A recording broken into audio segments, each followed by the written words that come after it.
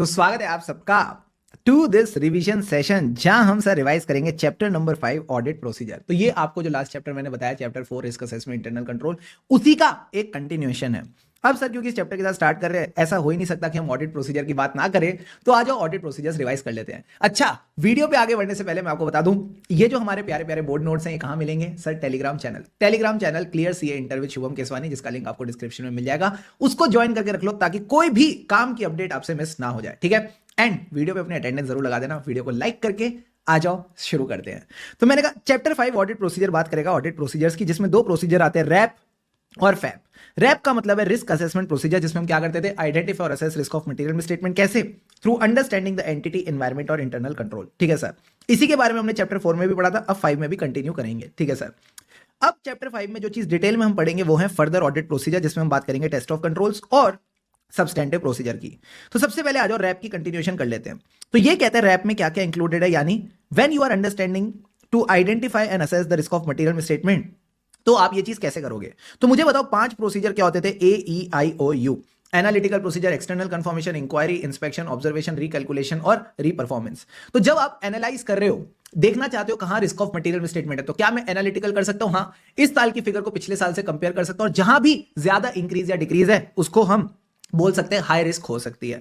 External confirmation की जरूरत नहीं है, रिकैलकुलेशन की जरूरत नहीं है, रीपरफॉर्मेंस की जरूरत नहीं है, बिकॉज ये टेस्टिंग वाले प्रोसीजर होते हैं। समझने के लिए आप इंक्वायरी, इंस्पेक्शन कर सकते हो और ऑब्जर्वेशन कर सकते हो। तो अब आ जाओ इन प्रोसीजर्स को थोड़ा डिटेल में पढ़ते हैं। सबसे पहले इंक्वायरी की बात करते हैं, very important.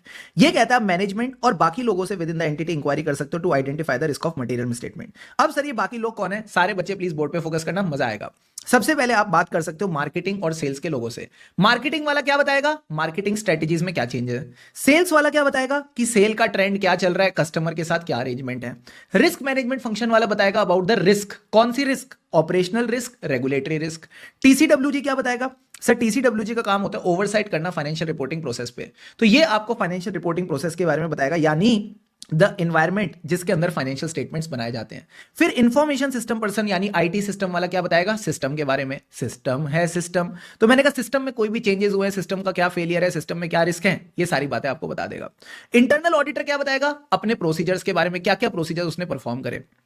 In house legal council किसके बारे में बताएगा? लिटिगेशन के बारे में, compliance with laws and regulations के बारे में, फ्रॉड के बारे में। और जो भी इंप्लॉइज क्या कर रहे हैं सर? कॉम्प्लेक्स ट्रांजैक्शंस के साथ डील कर रहे हैं, इनिशिएटिंग, प्रोसेसिंग और रिकॉर्डिंग द कॉम्प्लेक्स ट्रांजैक्शंस, आप इनसे चेक करो क्या अकाउंटिंग पॉलिसी अप्रोप्रिएट है या नहीं। तो इस तरह से आप इन लोगों से इंक्वायरी कर सकते हो और ये सब बातें जान सकते हो। तो मैंने कहा हमें इंक्वायरी किससे करनी है सर? जिस मिस्टर ने टाई पहनी है। जिस मिस्टर ने टाई पहनी है। मिस्टर टाई का क्या मतलब है? सारे बच्चे साथ में मेरे को रिवाइज कराओ, रिवीजन के अंदर रिवीजन। सबसे पहले एम फॉर मार्केटिंग और सेल्स पर्सन, जिससे हमने changes in the marketing strategy, sales trend समझ लिए और जो भी कस्टमर के साथ कॉन्ट्रैक्ट है समझ लिए। आर का मतलब क्या है? रिस्क मैनेजमेंट फंक्शन, जिससे आपने ऑपरेशनल और फाइनेंशियल रिस्क समझे। टाई का मतलब क्या है? टी फॉर टीसीडब्ल्यूजी, जो फाइनेंशियल स्टेटमेंट प्रोसेस के बारे में बताएगी, यानी किस एनवायरमेंट में फाइनेंशियल स्टेटमेंट बनाए जाते हैं।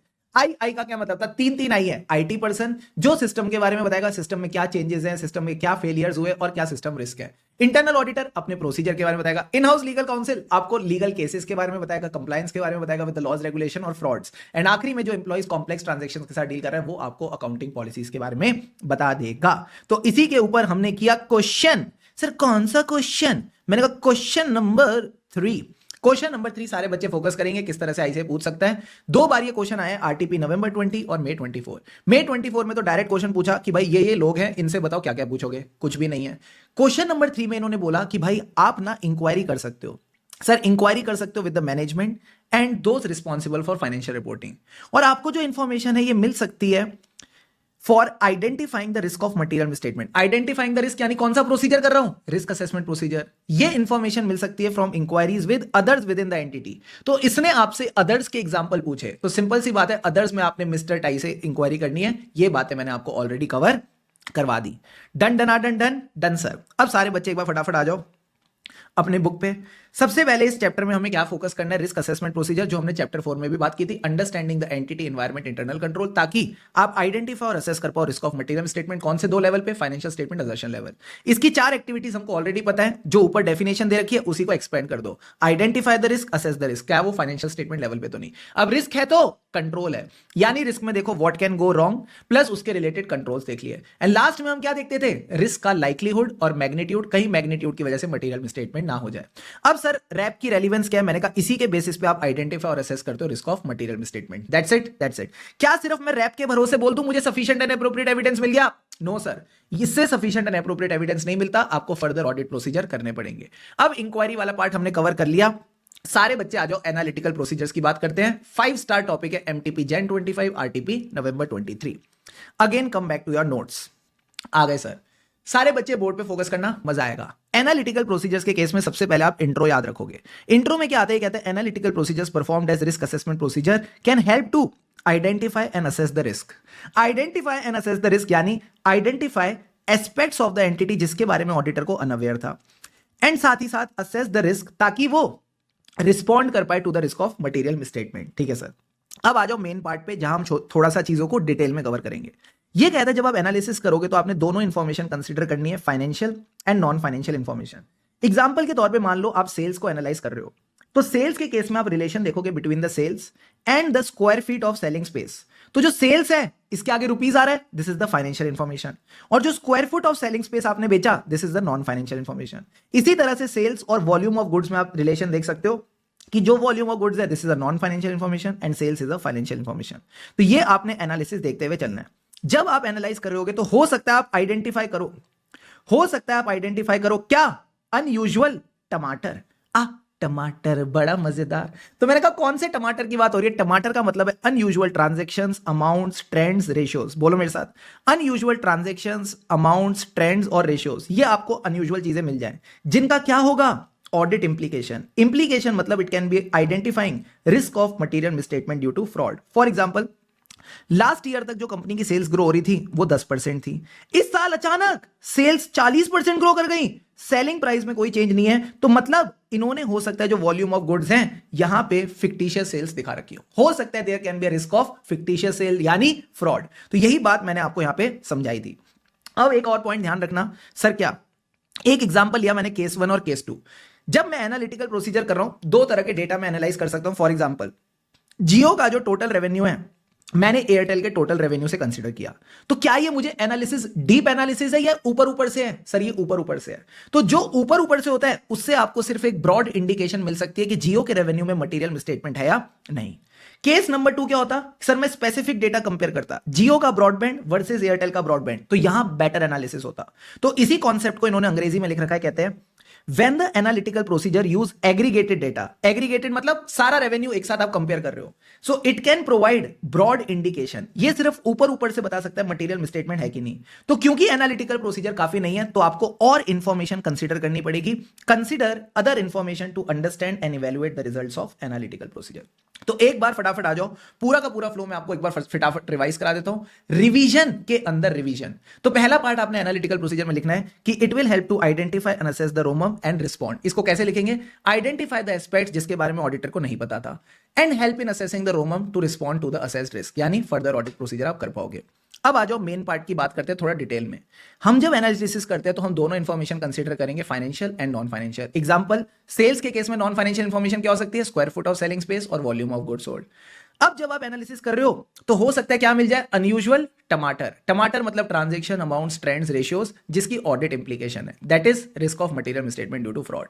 फिर शुभम सर ने आपको बताया कि जब भी एग्रीगेटेड डेटा यूज करोगे तो इससे सिर्फ ब्रॉड इंडिकेशन मिलेगी, ऊपर ऊपर से पता चलेगा मटेरियल मिसस्टेटमेंट है कि नहीं। So you need to consider other information to understand and evaluate the results of analytical procedure. इतना भी अगर आपने लिख दिया आपकी नैया पार लग जाएगी। ठीक है, नैया पार तन ना जाना। तो यही बात आपके नोट्स में यहां पे मैंने दे रखी है। इससे रिलेटेड क्वेश्चन पे आ जाओ सारे बच्चे। हे क्वेश्चन करेंगे। यस सर, अब हम क्वेश्चन करेंगे क्वेश्चन नंबर 4। तो अगर आप क्वेश्चन नंबर 4 देखो, it is a direct question. यहां पे आपको एनालिटिकल प्रोसीजर्स का पूरा ज्ञान दे दिया, आइडेंटिफाई द एस्पेक्ट जिसके बारे में उसको पता नहीं था, assess the risk, respond to the risk, explain in detail. तो जो शुभम सर ने पूरी ज्ञान की वर्षा करी वो पूरी की पूरी लिखनी है। अब आप वो स्टूडेंट नहीं हो जो इससे घबरा जाओगे, क्योंकि आपको पूरी लिंकिंग पता है कैसे चीजें फ्लो कर रही थी। ठीक है सर। दूसरी चीज जो स्टडी मटेरियल का क्वेश्चन है कि analytical procedure as a risk assessment procedure useful to the auditor, कैसे करना है, अगेन कुछ नहीं करना, पूरी की पूरी बात लिखनी है। अब आता है मसालेदार क्वेश्चन जो जैन 25 में इन्होंने पूछा। सर जैन 25 के एग्जाम में, मैंने कहा नहीं, जैन 25 की एमटीपी का क्वेश्चन है। तो ये कहता है सीए सृष्टि, ओहो, Srishti while auditing the company for the first time she wants to analyse यानी एनालिटिकल प्रोसीजर कर रही है। अब ये एनालिसिस क्यों कर रही है? बिकॉज इसका ऑब्जेक्टिव है रिस्क ऑफ मटेरियल मिसस्टेटमेंट को इवैल्यूएट करना। तो बताओ ये कौन सा प्रोसीजर है? मैंने कहा this is a analytical procedure performed as risk assessment procedure. तो पहला काम तो आप सबने कर लिया, एक नंबर तो इसका मिल गया। She is performing analytical procedure as risk assessment procedure. अब ये कह रहा है कि इसका रेलिवेंस क्या है। तो जब आपसे रेलिवेंस पूछा जाए तो आपने एनालिटिकल प्रोसीजर के ज्ञान की वर्षा करनी है। कहां तक? फ्रॉड तक। वो ब्रॉड इंडिकेशन वाला पॉइंट नहीं इंक्लूड करना कि एग्रीगेटेड डेटा होगा तो ब्रॉड इंडिकेशन, उतना डिटेल में नहीं जाना, आप बस फ्रॉड तक लिख देना। ठीक है सर।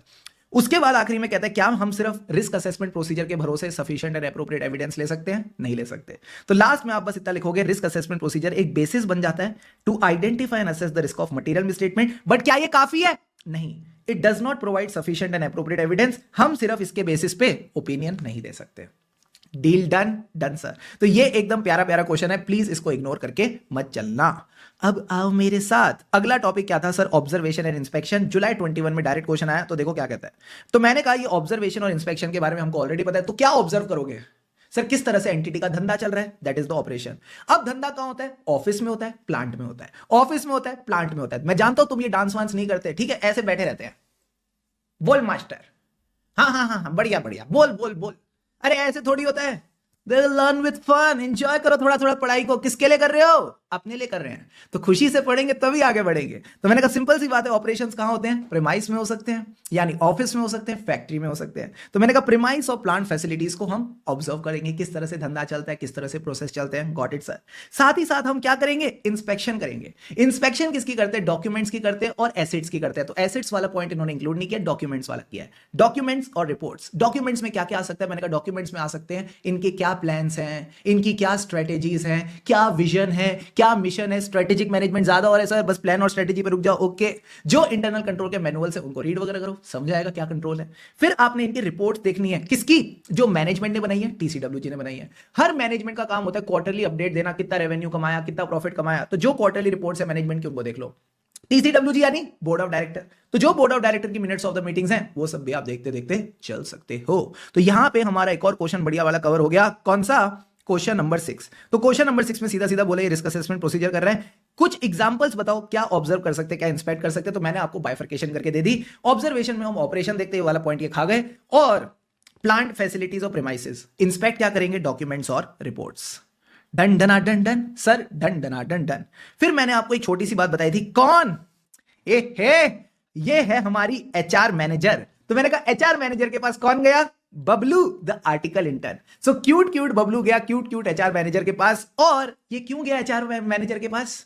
सर इसको एचआर का प्रोसेस समझना था। कहीं ना कहीं पीएनएल में एम्प्लॉय बेनिफिट एक्सपेंस का खर्चा आ रहा है, और इसको शुभम सर ने सिखाया था कि तुमको रैप भी करना है, फैप भी करना है। तो सबसे पहले रिस्क असेसमेंट प्रोसीजर यानी एचआर का प्रोसेस समझने गया। तो एचआर वाली मैडम ने बताया कि हम जब एम्प्लॉय आते हैं तो उसको ज्वाइनिंग लेटर देते हैं, सैलरी स्लिप मिलती है हर महीने, फिर साल के एंड में बोनस की वर्किंग होती है, इंक्रीमेंट लेटर बनता है। अगर एम्प्लॉय को हम पसंद नहीं आते तो वो चला जाता है फुल एंड फाइनल सेटलमेंट लेके और रेजिग्नेशन लेटर देके। क्या इसने पूरा प्रोसेस समझ लिया? हाँ सर। अब आपके मन में क्या आ रहा है? सर जब पूरा प्रोसेस समझ ही लिया है, जब मालिक इतना खर्चा हो ही गया, तो 2 चिप्स ले लेते हैं। तो रिस्क असेसमेंट प्रोसीजर के साथ साथ आप यहां पे टेस्ट ऑफ कंट्रोल और सब्सटेंटिव भी कर सकते हो। कैसे? आप एचआर को बोलो सुनो, ये जो तुमने बातें बताई है ना, 2-2 लेटर पैक कर दो, 2-2 लेटर पैक कर दो, यानी कुछ सैंपल्स इन सबके हमको दे दो, ताकि इसे जो टेस्ट ऑफ कंट्रोल है इसके लिए मेरे पास अच्छे सैंपल इकट्ठे हो जाएं। ठीक है सर। फिर जो सब्सटेंटिव प्रोसीजर है जिसमें आप अमाउंट्स को चेक करते हो, उसके लिए अगेन आप ज्वाइनिंग लेटर देख सकते हो, ताकि आपको सामने वाले की सैलरी टेस्ट हो जाए। सैलरी स्लिप्स ले सकते हो, बोनस की वर्किंग ले सकते हो, इंक्रीमेंट लेटर ले सकते हो। और एफएनएफ सेटलमेंट की वर्किंग ले सकते हो। तो सर आप ये कहना चाहते हो कि कहीं ना कहीं जब हम रिस्क असेसमेंट प्रोसीजर कर रहे हैं उसी के साथ साथ टेस्ट ऑफ कंट्रोल्स और सब्सटेंटिव प्रोसीजर भी साइमल्टेनियसली हो सकते हैं। हाँ, एंड आपको नहीं लगता ये बहुत एफिशिएंट हो जाएगा? हो जाएगा सर। तो यही बात तो यहां लिखी है। तो सारे बच्चे यहां से रीड करो, देखो क्या बताया शुभम सर ने। मैंने कहा जो भी इंफॉर्मेशन आपको मिलती है as a risk assessment procedure, वो इंफॉर्मेशन से आप सपोर्ट कर सकते हो रिस्क ऑफ मटेरियल स्टेटमेंट की असेसमेंट। ठीक है सर। ऐसा भी हो सकता है कि आपने कुछ ऑडिट एविडेंस इकट्ठा किया about the account balance, class of transaction और डिस्क्लोजर, उसकी असर्शंस एंड कंट्रोल्स। तो भले ही आपका प्रोसीजर जो था वो स्पेसिफिकली इस चीज को लेके नहीं था कि आपको सब्सटेंटिव करना है टेस्ट ऑफ कंट्रोल, फिर भी आपको हो सकता है एविडेंस मिल जाए। So you may perform substantive और टेस्ट ऑफ कंट्रोल्स कॉन्करेंटली, मतलब रिस्क असेसमेंट प्रोसीजर के साथ साथ आप ये कर सकते हो because it is efficient to do so. कहीं ना कहीं ये चीज आपके लिए एफिशिएंट है। बात समझ आती है मित्रों? हाँ सर। फिर हमने स्टार्ट किया ऐसे 330 के साथ। सर एक बात बताओ, क्या ऐसे 330 और 315 का कोई लेना देना है? क्या ऐसे 330 और 315 का कोई लेना देना है? मैंने कहा है। जो लेना देना है बाहुबली और बाहुबली रिटर्न्स का, जो लेना देना है बाहुबली और बाहुबली रिटर्न्स का, धूम और धूम 2 का, गोलमाल और गोलमाल रिटर्न्स का, वही लेना देना है ऐसे 315 और 330। यानी ये इसका सीक्वल है, यानी ये कहीं ना कहीं इसका सीक्वल है। भाई साहब बॉलीवुड की फील ऑडिट में। तो 315 ने कहा था आइडेंटिफाई और असेस करेंगे रोमम थ्रू अंडरस्टैंडिंग द एंटिटी और एनवायरनमेंट। अब जो रिस्क असेस करी है उसके बेसिस पे फर्दर ऑडिट प्रोसीजर भी तो करेंगे, यानी उस रिस्क पे क्या करना पड़ेगा? रिस्पॉन्ड। तो ये 330 कहता है auditor's response to assessed risk, यानी AR²। प्यार से बोल दो AR²। तो हम रिस्पॉन्स कैसे करते हैं? By performing further audit procedure, यानी टेस्ट ऑफ कंट्रोल्स और सब्सटेंटिव प्रोसीजर। अब ये कहता है जब आप फर्दर ऑडिट प्रोसीजर डिजाइन कर रहे हो, दो चीजें कंसीडर करना। क्या? सबसे पहले कंसीडर करना जो रिस्क आपने असेस करी वो क्यों करी, यानी जो आपने रिस्क ऑफ मटेरियल स्टेटमेंट 10% निकाली थी ना मेरे साथ, हाँ वो क्यों निकाली? सर क्योंकि 40% इनहेरेंट रिस्क थी, उसको मल्टीप्लाई किया 25% कंट्रोल रिस्क से। तो मैंने कहा वो लिख दो कि जो इनहेरेंट रिस्क है वो किस बेसिस पे आती है? लाइक्लीहुड और मैग्नीट्यूड। तो likelihood of the material misstatement due to the particular characteristic of ABCD. अब क्या क्या कैरेक्टरिस्टिक हो सकती है? Complexity, fraud, or related party. अगर ये चीजें ज्यादा है तो इनहेरेंट रिस्क ज्यादा होगी। ठीक है सर। कंट्रोल रिस्क में आपने बोलना है कि भाई जब आपने रिस्क ऑफ मटेरियल मिसस्टेटमेंट 10% निकाली ना, एक्चुअल में कितनी थी? 40%। इनहेरेंट रिस्क जो 40% थी ये 10% पे कैसे आई? क्योंकि आपने माना कंट्रोल्स आर 75% इफेक्टिव। कहीं ना कहीं आपने 40% इनहेरेंट रिस्क को 25% कंट्रोल रिस्क से मल्टीप्लाई किया, तभी रिस्क ऑफ मटेरियल मिसस्टेटमेंट 10% आई। तो इनडायरेक्टली ये भी तो करा, 75% आपने कंट्रोल्स को इफेक्टिव माना है। तो अगर आपने कंट्रोल्स को इफेक्टिव माना है तो चेक भी करना पड़ेगा, तो आपको इनको चेक भी करना पड़ेगा। सो आपने यहां पे बोलना है whether the risk assessment considered the relevant control, therefore requiring the auditor to obtain the audit evidence about the operating effectiveness. यानी कहीं ना कहीं आप कंट्रोल्स पे रिलाय करके चलना चाहते हो। और लास्ट में कहता है अगर रोमम ज्यादा है तो डिटेक्शन रिस्क कम करनी पड़ेगी, यानी more persuasive evidence higher the assessment of risk. Clear है दोनों पॉइंट्स? Yes sir. तो ये इस तरह से आपने यहां पे कवर करके चलना है। Very important from exam point of view, please इस बात को इग्नोर मत करना। अब आ जाओ नेक्स्ट क्वेश्चन पे। मेरे से एक बच्चा आके बोलता है सर टेस्ट ऑफ कंट्रोल करना क्यों है? टेस्ट ऑफ कंट्रोल करना क्यों है? तो मैंने कहा टेस्ट ऑफ कंट्रोल करना इसलिए ताकि आपको एविडेंस मिले about the operating effectiveness of control. तो बच्चा कहता है वही तो पूछ रहा हूं कि मुझे ऑपरेटिंग इफेक्टिवनेस को लेकर एविडेंस चाहिए क्यों? तो मैंने कहा इसका जवाब छुपाए दो लोगों के पास, एक तो पहले वाला प्रोसीजर, एक बाद वाला प्रोसीजर। टेस्ट ऑफ कंट्रोल से पहले प्रोसीजर कौन सा करके आए हो? Risk assessment procedure. तो क्या आपने वहां पे कंट्रोल्स को इफेक्टिव माना था? हाँ माना था, तो टेस्ट करो। तो कह रहे जब भी आपकी assessment of ROMM has a expectation that controls are operating effectively, तो बाबू टेस्ट करना पड़ेगा। यानी वही जो ऊपर लाइन लिखी थी that auditor intends to rely on the internal controls to design the aunty of substantive procedure. ठीक है सर। या फिर जो बाद वाला प्रोसीजर है वो काफी नहीं है, substantive procedures don't provide sufficient and appropriate evidence, तो फिर आपको टेस्ट ऑफ कंट्रोल करना ही करना पड़ेगा। अब लॉजिकली सोच के बताना सारे बच्चे, ये चीज मैं YouTube वालों से भी पूछ रहा हूं, कमेंट करके बताना, भले ही वीडियो को पॉज कर देना। अगर मैं कंट्रोल्स पे ज्यादा रिलाय करना चाहता हूं तो मैं एविडेंस ज्यादा लूंगा या कम लूंगा? जल्दी से बताओ, कमेंट करना है फटाफट। अगर मैं कंट्रोल्स पे ज्यादा रिलाय करना चाहता हूं तो मैं एविडेंस ज्यादा लूंगा या कम लूंगा? सर हम ज्यादा एविडेंस लेंगे। तो यही बात यहां पे लिखी है, more persuasive audit evidence greater the reliance on control. Done done done done done done. फिर सर आपकी टेस्टिंग अप्रोच दो हो सकती है, या तो आप सिर्फ सब्सटेंटिव प्रोसीजर करो, यानी आप कंट्रोल्स पर रिलाय नहीं करना चाहते, तो ऐसे केस में कंट्रोल्स को टेस्ट करने की जरूरत ही नहीं है। या फिर मीठा मीठा, मैंने कहा मीठा मीठा, यानी पहले टेस्ट ऑफ कंट्रोल, और अगर कंट्रोल्स अच्छे लगे तो सब्सटेंटिव प्रोसीजर कम करेंगे, यानी this is the case of Reliance on control. अब शुभम सर इससे रिलेटेड अगर एक मीठा सा क्वेश्चन हो जाता तो मैं करा देता। तो मैंने कहा यहां तक आपकी जो भी बातें थी मैंने कवर करा दी आपको। ठीक है सर। अब यहां पे एक छोटी सी बात दे रखी है सर, क्या? Higher level of assurance about the operating effectiveness of controls. ये कब चाहिए? जब आपकी जो अप्रोच है ना, this is primarily main focus is on test of control. Sir हम सिर्फ टेस्ट ऑफ कंट्रोल पे फोकस क्यों कर रहे हैं? Because it is not possible और practicable to get sufficient and appropriate evidence only from substantive procedure. तो यही बात मैंने आपको यहां पे बताई कि कहीं ना कहीं दोनों को साथ साथ लेके चलना पड़ेगा। अगर दोनों को साथ साथ लेना है तो कंट्रोल्स की टेस्टिंग करनी ही पड़ेगी। अब आ जाओ, इसका एक बढ़िया क्वेश्चन करा देता हूं। सारे बच्चे आ जाओ, क्वेश्चन नंबर 7। क्वेश्चन नंबर 7 का जो फर्स्ट पार्ट है that is the easy part, second वाला पार्ट करा रहा हूं, देखो फोकस करके। ये क्वेश्चन कहता है ऐसे 330 ने लिखा है आप परफॉर्म करोगे test of control to get evidence about the controls.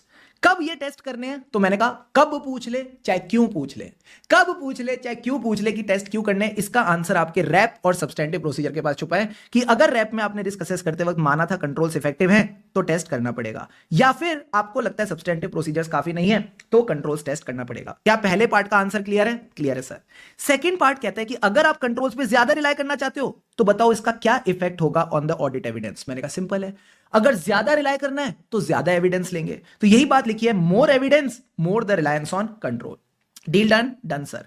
Third part of the question, अरे third part of the question, मुझे बताओ why is a higher level of assurance required about the operating effectiveness of control. क्योंकि sir हमारी approach ही वही है, हमें internal controls को लेके ज्यादा कॉन्फिडेंस क्यों चाहिए? क्योंकि हमारी अप्रोच ही यही है कि हमें प्राइमरीली कंट्रोल टेस्टिंग करनी है।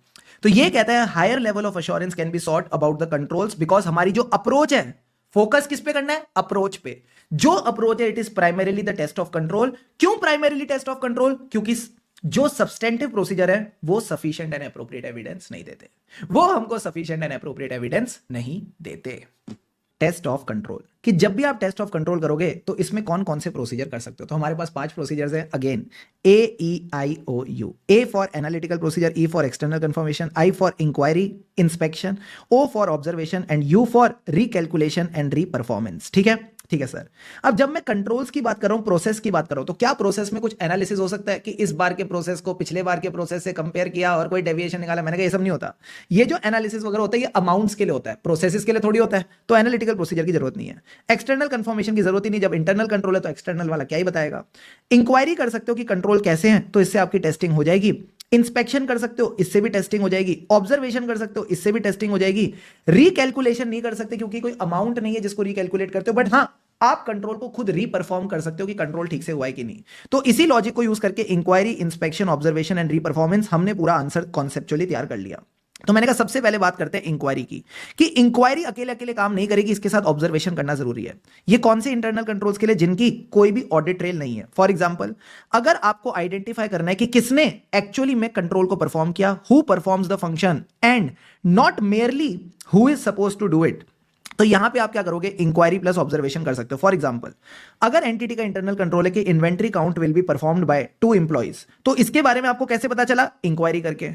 अब इसके बारे में एक्चुअल में कैसे दिखेगा कि कौन कर रहा है? मैंने कहा ऑब्जर्व करके। आप ऑब्जर्व कर सकते हो कि एक्चुअल में इन्वेंट्री काउंट वही 2 लोग कर रहे हैं या नहीं। तो जो भी ऐसा इंटरनल कंट्रोल होता है जिसमें कोई ऑडिट ट्रेल नहीं होती, मतलब खुद ही जाके देखना पड़ेगा, वहां पे इंक्वायरी प्लस ऑब्जर्वेशन काम आएंगे। ठीक है सर।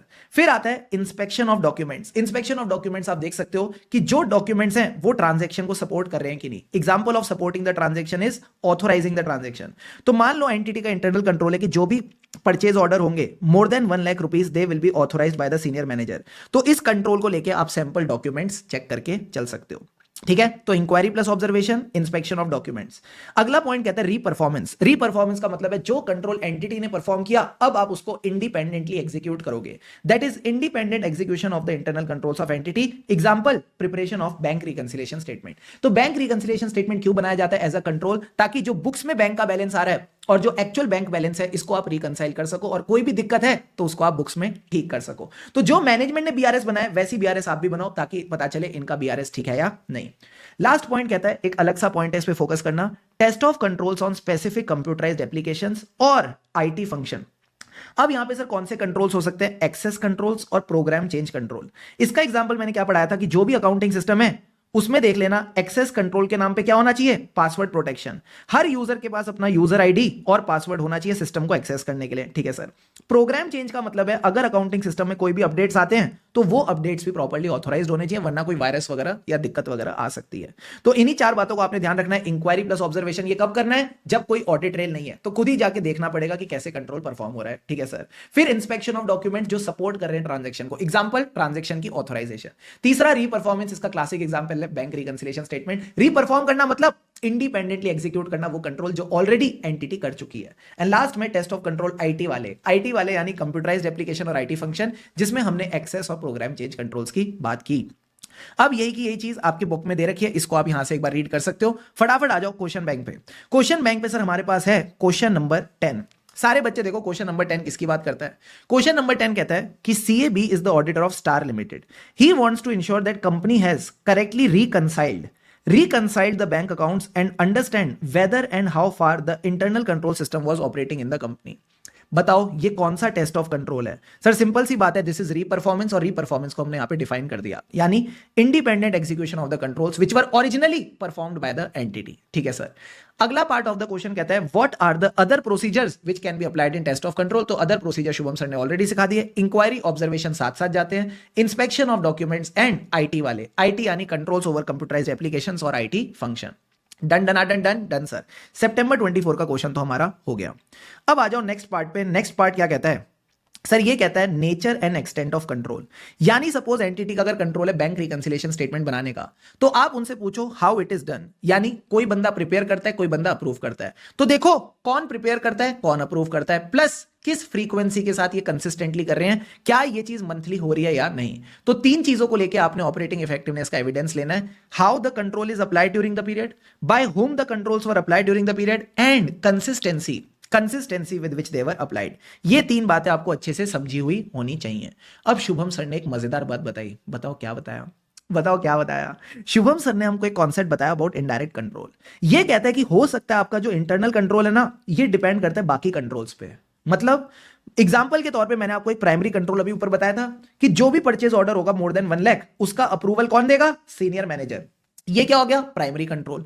बट सर ऐसा भी तो हो सकता है मैंने कहीं ना कहीं as a junior senior manager का यूजर आईडी और पासवर्ड ले रखा है, तो फिर तो अगर सीनियर मैनेजर का यूजर आईडी और पासवर्ड किसी के पास भी होगा तो कोई भी अप्रूव कर देगा। तो मैंने कहा इसके लिए एक और कंट्रोल चाहिए, इंश्योर कि जो सीनियर मैनेजर है सिर्फ वही अपने सिस्टम को एक्सेस कर सकता है, कोई और एक्सेस नहीं कर सकता। सीनियर मैनेजर के सिस्टम का एक्सेस सिर्फ उसी के पास होना चाहिए, किसी और के पास नहीं। यानी ये इनडायरेक्ट कंट्रोल भी जरूरी है। तो यही बात लिख रखी है कि अगर कोई इंटरनल कंट्रोल डिपेंडेंट है किसी और कंट्रोल पे, तो हमको उस इनडायरेक्ट कंट्रोल की इफेक्टिवनेस को भी चेक करना पड़ेगा। तो मित्रों यही की यही बात आपके यहां पे दे रखी है। एक बार आ जाओ फटाफट बुक से गो थ्रू करा देता हूं। रिवीजन के अंदर रिवीजन ये कहता है आपने बाकी प्रोसीजर्स भी करने पड़ सकते हैं इंक्वायरी के साथ, बिकॉज इंक्वायरी काफी नहीं है। तो आपने तीन चीजें देखनी है, how, consistency and by whom the controls were applied, ठीक है सर। अगर कोई इनडायरेक्ट कंट्रोल है यानी जो कंट्रोल है वो डिपेंडेंट है on other control, that is the indirect control, तो उसको लेके भी आपको एविडेंस लेना पड़ेगा। याद रहे इंक्वायरी अकेले अकेले काफी नहीं है। इंक्वायरी के साथ साथ अगर आप इंस्पेक्शन और रीपरफॉर्मेंस कर लो तो मजा आ जाएगा। इंक्वायरी के साथ इंस्पेक्शन और रीपरफॉर्मेंस कर लो तो मजा आ जाएगा as compare to inquiry plus observation. ये कुछ छोटी छोटी बातें एमसीक्यू पॉइंट ऑफ व्यू से ध्यान रखना। अब आता है question of the day. Sir question of the day क्या था, मैंने कहा सबसे मसालेदार क्वेश्चन यही है कि बताओ टेस्ट ऑफ कंट्रोल्स तो करना है लेकिन कितना एविडेंस इकट्ठा करें। कितना एविडेंस यानी extent of test of control, how much evidence do we need to collect. तो मैंने कहा ये कुछ फैक्टर्स पे डिपेंड करता है, ये कुछ फैक्टर्स पे डिपेंड करता है। सारे के सारे बच्चे आ जाओ इन फैक्टर्स को रिवाइज करते हैं, वेरी इंपॉर्टेंट। सबसे पहले हम देखेंगे हमें कितना रेलिवेंट और रिलायबल एविडेंस चाहिए। Relevance and reliability of evidence to be obtained from test of control. अगर लगता है ज्यादा रेलिवेंट और रिलायबल एविडेंस चाहिए तो ज्यादा टेस्टिंग करो, ठीक है सर। फिर आता है length of time. Length of time का मतलब है कि कितना टाइम पीरियड है जिसके लिए आप कंट्रोल्स पे रिलाय करना चाहते हो। अगर आप हाफ ईयर के लिए रिलाय करना चाहते हो तो कम एविडेंस लगेगा, फुल ईयर के लिए रिलाय करना चाहते हो तो ज्यादा एविडेंस लगेगा, ठीक है सर। फिर आता है एक्सपेक्टेड रेट ऑफ डेविएशन। अगर आपको लगता है एरर्स की परसेंटेज ज्यादा हो सकती है तो ज्यादा टेस्टिंग करके चलो।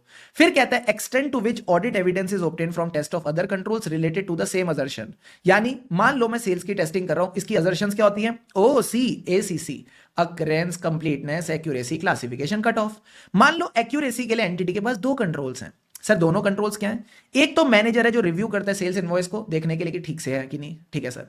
दूसरा इनका एक ऑटोमेटेड इंटरनल कंट्रोल है जो मैच करता है कि जो अमाउंट सेल्स ऑर्डर में आ रही है वही इनवॉइस में आ रही है कि नहीं। और मैं बताऊं, इस ऑटोमेटेड कंट्रोल को मैंने टेस्ट करा और ये एकदम ठीक है। तो सारे बच्चे एक बात बताना, जब मैं ऑलरेडी एक कंट्रोल टेस्ट कर चुका हूं इस असर्शन पे, तो क्या मुझे दूसरे कंट्रोल में ज्यादा टेस्टिंग करने की जरूरत है? नहीं सर। यहां अगर आप कम एविडेंस भी लोगे तो आपका काम चल जाएगा।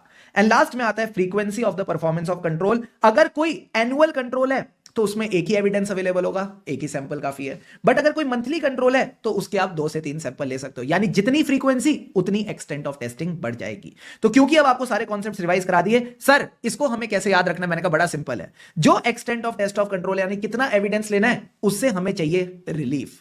उससे हमें चाहिए रिलीफ। रिलीफ का मतलब है RE का मतलब है relevance and reliability of evidence, जो आपको चाहिए for test of control. L का मतलब क्या है? लेंथ ऑफ टाइम जिसके लिए आप कंट्रोल पे रिलाय करना चाहते हो। E for expected rate of deviation expected in the internal control. E for extent to which evidence is available from the test of other controls related to same assertion. And F का मतलब है frequency of the performance of control. तो भले अगर चाहो तो फटाफट video को 2 मिनट के लिए पॉज करो, 5 पॉइंट्स रिवाइज करो और फिर मेरे साथ आगे बढ़ना। सेम टू सेम चीज आपके क्वेश्चन बैंक में भी आपको मिल जाएगी। क्वेश्चन नंबर 8, क्वेश्चन नंबर 8 आपके एमटीपी जैन 25 में भी आया, आरटीपी नवंबर 20। डायरेक्ट क्वेश्चन है, लास्ट लाइन पढ़ो। डिस्कस द मैटर्स जो आपको डिटरमाइन करेंगे extent of test of control. तो बोलना हमें टेस्टिंग से क्या चाहिए? रिलीफ। और यही की यही 5 बातें आपने यहां पे कवर करके चलनी है। Very important from exam point of view. अब आ जाओ नेक्स्ट टॉपिक पे। सर नेक्स्ट टॉपिक क्या है? ये वाला बात आपने बस समझ के चलनी है, कुछ नहीं है। ये कहता है नेचर ऑफ कंट्रोल्स की बात कर ली कि नेचर ऑफ प्रोसीजर क्या क्या हो सकते हैं। हाँ सर, ये नेचर ऑफ प्रोसीजर ही तो थे। हाँ सर। टाइमिंग की बात कर ली, मैंने कहा टाइमिंग की बात नहीं करी, टाइमिंग अभी बताऊंगा। एक्सटेंट की बात मैंने कर ली, तो आ जाओ टाइमिंग की बात कर लेते हैं। टाइमिंग के लिए कहता है कि पहले तो आप बताओ कंट्रोल्स पे रिलाय कब करना है, एक पर्टिकुलर पॉइंट ऑफ टाइम पे या थ्रू आउट द पीरियड। मैंने कहा इससे क्या फर्क पड़ेगा? इससे फर्क पड़ेगा कि जो ऑडिट एविडेंस चाहिए वो एक पॉइंट इन टाइम पे चाहिए या ओवर अ पीरियड। अगर मैं बात करूं inventory count, physical inventory count, क्या ये पूरे साल चलता रहता है? मैंने कहा नहीं, ये साल के एंड पे होता है, यानी एक पर्टिकुलर पॉइंट इन टाइम पे होता है। तो यहां आप ऑडिट एविडेंस एक पॉइंट इन टाइम पे लोगे, ठीक है सर। बट अगर मैं बात करूं मॉनिटरिंग ऑफ कंट्रोल्स, कंट्रोल्स का ख्याल रखना, उसकी देखभाल करना, ये कौन करता है? इंटरनल ऑडिटर करता है। ये पूरे साल करता है। तो यहां आपको एविडेंस चाहिए थ्रू आउट द पीरियड, यहां आपको एविडेंस चाहिए ओवर अ पीरियड, यानी testing the monitoring of control. तो यही बात आपकी बुक में दे रखी है। आज एक बार तीनों पॉइंट्स वापस रिवाइज करा देता हूं। ये कहता है टाइमिंग क्या मतलब है कि आप कंट्रोल को पर्टिकुलर टाइम पे देखोगे या थ्रू आउट द पीरियड। किसके लिए आप इस पे रिलाय करना चाहते हो, क्योंकि ये डिसाइड करेगा कि आपको जो एविडेंस चाहिए वो पर्टिकुलर पॉइंट इन टाइम पे चाहिए, यानी इन्वेंट्री काउंटिंग का एग्जांपल ले लो, या आपको ओवर अ पीरियड चाहिए, यानी testing the monitoring of control. तो ये मीठी मीठी बात बस समझ के चलना। अब सर मेरे पास एक बच्चा आया और बोलता है शुभम सर मैंने 2 साल का ऑडिट करना है। एक ऑडिट मैंने पिछले साल किया, एक ऑडिट मैं इस साल कर रहा हूं। तो मैंने जब पिछले साल टेस्ट ऑफ कंट्रोल्स किए तो मैंने एविडेंस इकट्ठा किया, क्या मैं उसको इस साल यूज कर लूं? मैंने कहा तुमको कुछ चीजें कंसीडर करनी पड़ेंगी। अगर प्रीवियस ऑडिट पीरियड का एविडेंस इस साल यूज करना है तो कुछ चीजें कंसीडर करनी पड़ेंगी। सर क्या कंसीडर करना पड़ेगा? मैंने कहा इस चार्ट को रेफर करो। सबसे पहले तो आपको इफेक्टिवनेस देखनी पड़ेगी 3 चीजों की। अगर ये इफेक्टिव है तो फिर यूज कर सकते हो, जैसे कि सबसे पहले जो कंट्रोल एक्टिविटीज हैं, यानी कंट्रोल एंड इट्स एप्लीकेशन, इसमें देखो कि पिछली बार कितनी डेविएशंस मिली थी, क्या कोई पर्सोनल में चेंजेस हैं। अगर लगता है डेविएशन ज्यादा थी, पर्सोनल में चेंजेस हैं, तो वापस टेस्ट करना पड़ेगा। मैंने कहा कंट्रोल एक्टिविटीज के अलावा शुभम सर ने क्या कंपोनेंट्स पढ़ाए थे? Control environment, risk assessment process, monitoring, इनकी इफेक्टिवनेस देखो। एंड इसके अलावा आगे वाला चैप्टर में हम पढ़ेंगे जनरल आईटी कंट्रोल। तो अगर लगता है जनरल आईटी कंट्रोल इफेक्टिव है तो आप इसका एविडेंस यूज कर सकते हो। तो 3 चीजों की इफेक्टिवनेस याद रखना, मेन कंट्रोल की, उसमें देखना डेविएशन और पर्सोनल चेंजेस, अदर एलिमेंट्स की, और general IT control. Easy sir.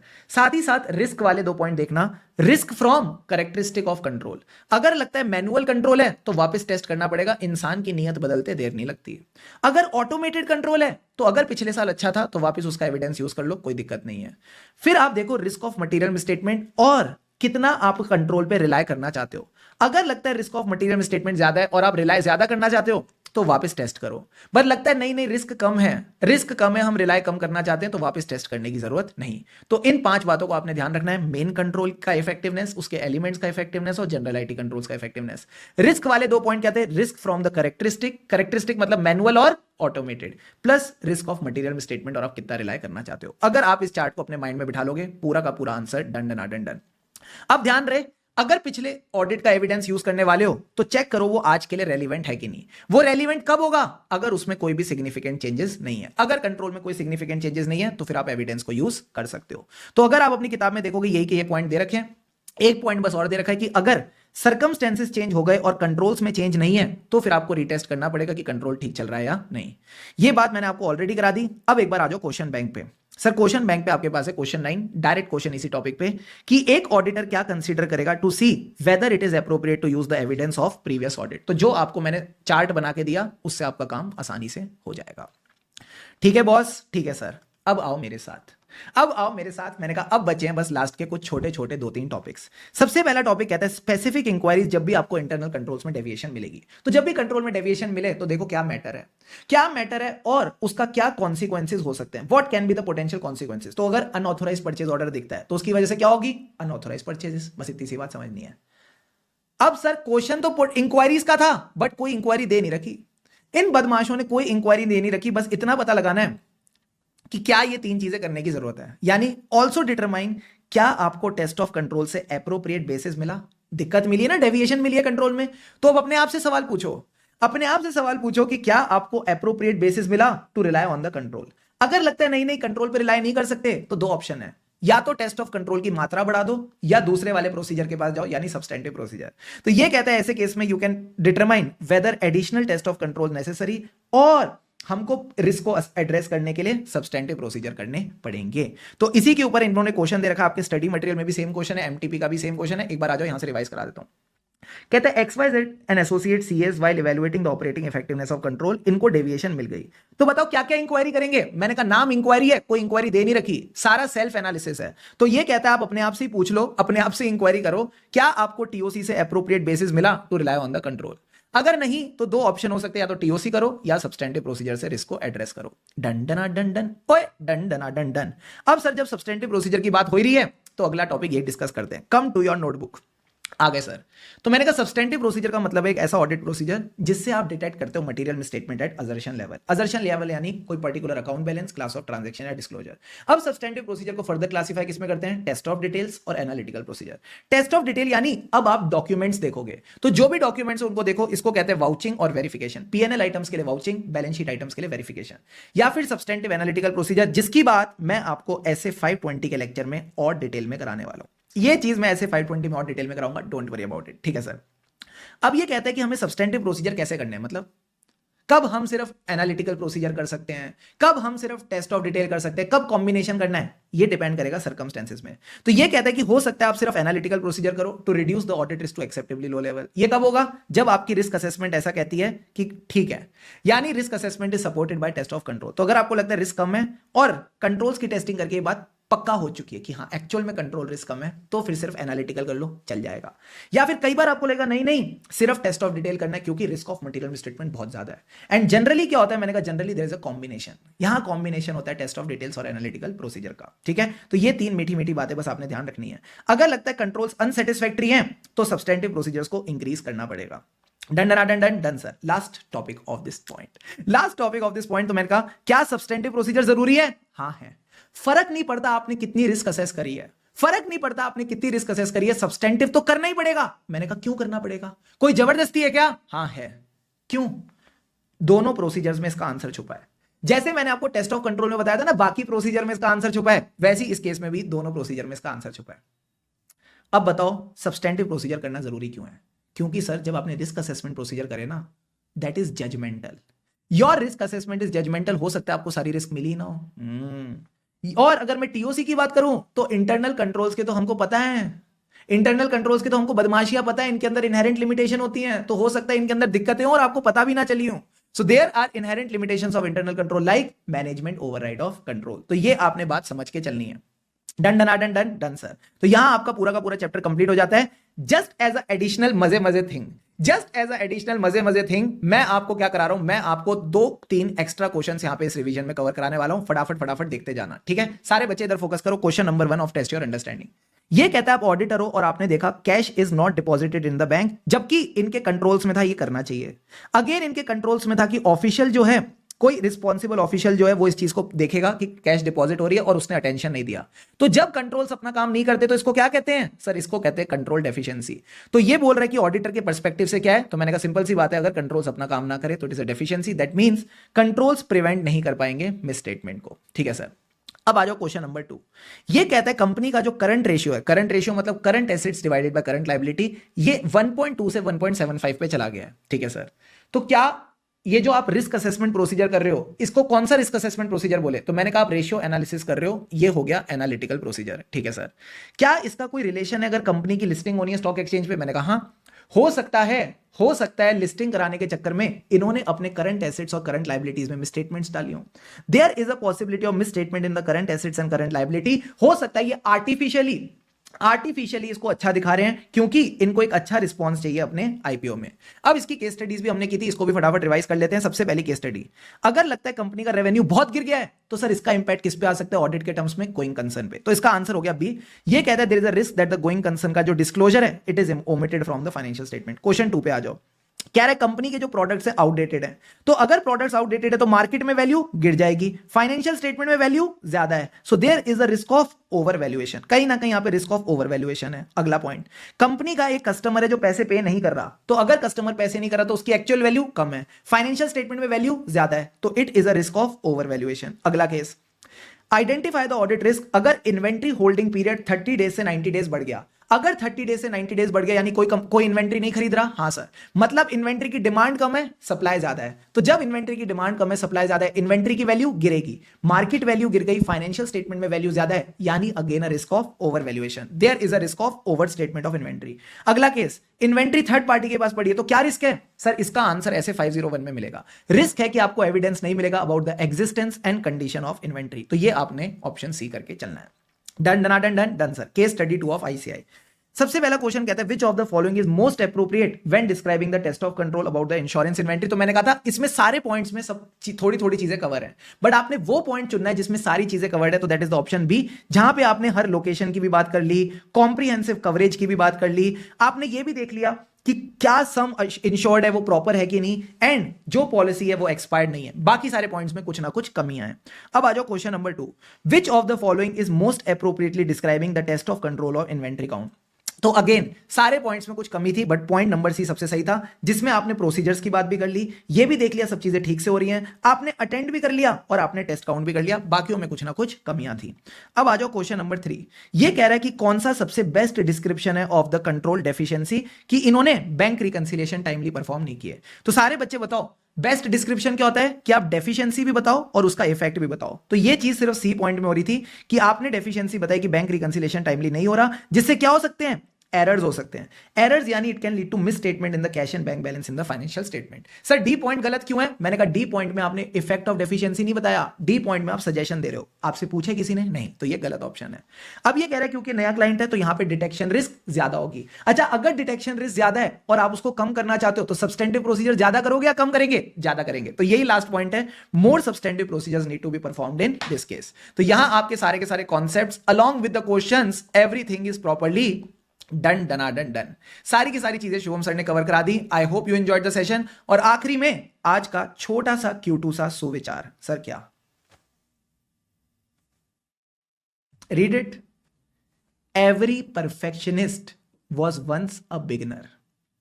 फिर से बोल रहा हूं, every perfectionist was once a beginner. और हम अपने आप से क्या एक्सपेक्ट करते हैं? मुझे ना सारी चीजें फटाफट एक बारी में हो जाएंगी, अकाउंट्स का क्वेश्चन एक बारी में मेरे से ठीक हो जाएगा, कॉस्टिंग एफएम के तड़कते भड़कते क्वेश्चन एक बारी में मेरे से ठीक हो जाएंगे, ऑडिट के सारे कॉन्सेप्ट्स एक बारी में मेरे दिमाग में बैठ जाएंगे। ठीक है, मानना मैं अच्छा पढ़ा रहा हूं, अच्छे से सारी चीजें हो रही हैं, आप अच्छे से मेहनत करके पढ़ रहे हो, दैट डजंट मीन एक बारी में सब कुछ हो जाएगा। हमेशा याद रखना, जल्दी का काम शैतान का, और हम अच्छे लोग हैं। तो डोंट एक्सपेक्ट कि आपसे जो सारी चीजें ना फटाफट हो जाएंगी, आपको फटाफट परफेक्शन आ जाएगा। भाई ये सीए कोर्स है, यहां टॉपर के भी 100 में से 100 नहीं आते। So stop expecting perfectionism from yourself. छोड़ दो ये अपने आप से एक्सपेक्टेशन रखना कि नहीं नहीं मैं तो एकदम परफेक्शनिस्ट बनूंगा। अरे ठीक है यार, गलती करना नॉर्मल है, बस उससे सीखते हुए चलो। और मैं बताऊं, over a period of time जब आप चीजों की प्रैक्टिस करते हो, रिवीजन करते हो, गलतियां करते हो और उनसे सीखते जाते हो, फिर डेफिनेटली आप परफेक्शनलिज्म के पास आ जाते हो। फिर आप परफेक्शनिस्ट बन जाते हो, फिर आप थोड़ा उसके क्लोज पहुंच जाते हो। तो जो आप अभी स्टेज पे हो, अभी हम किस स्टेज पे हैं? बिगिनर पे। हमें क्या बनना है?